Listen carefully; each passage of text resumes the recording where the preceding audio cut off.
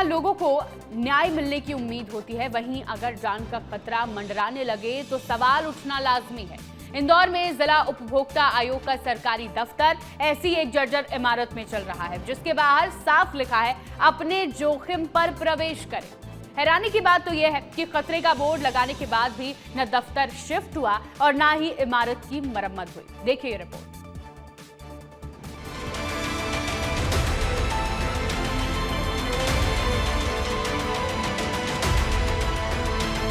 ये तस्वीरें किसी खंडहर की नहीं बल्कि उस सरकारी दफ्तर की है जहां रोज लोग इंसाफ की उम्मीद लेकर पहुंचते हैं।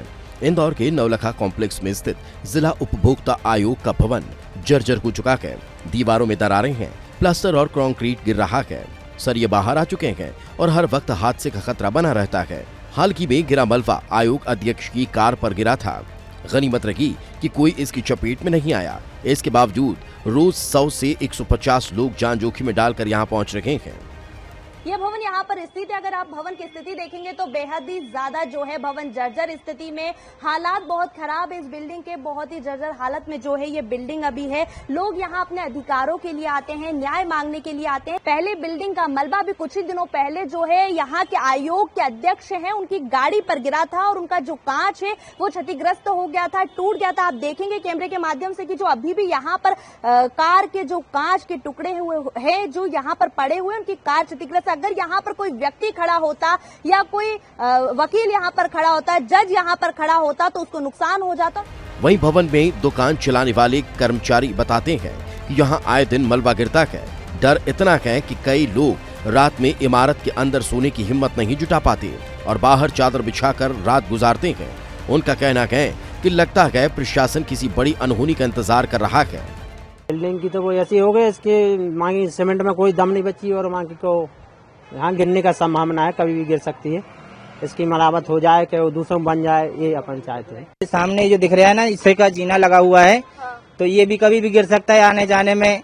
और ये भी सामने टूट रहा है, देखो कभी मतलब ये है कि यहाँ रहने से नुकसान ही नुकसान है। बिल्डिंग के डर के मारे चद्दर रूम में सोते हैं, क्या मालूम कब गिर जाए, किसके ऊपर गिर जाए। वकीलों का कहना है कि जब पूरा शहर जर्जर भवन पर कार्रवाई देख रहा है तब सरकारी दफ्तर को ही असुरक्षित हालात में क्यों छोड़ा गया है।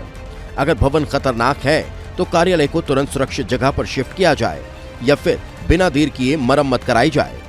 मेरे संज्ञान में भी ये मामला आया है। मैं चूंकि सारे ऑनरेबल जजेस के संपर्क में रहता हूं तो मैं उनसे भी निवेदन करूंगा कि उसको तत्काल प्रभाव से शिफ्ट किया जाए, उसको बंद किया जाए, क्योंकि ये तो एक तरह से जनता की और वहां जो काम करने वाले लोग हैं उनकी जिंदगी का सवाल है। ये कायदे से उसको तत्काल उसको बिल्डिंग को हटाना चाहिए, तोड़ना चाहिए और ऑफिस बंद करके कहीं और शिफ्ट करना, जिससे जनहानि ना हो।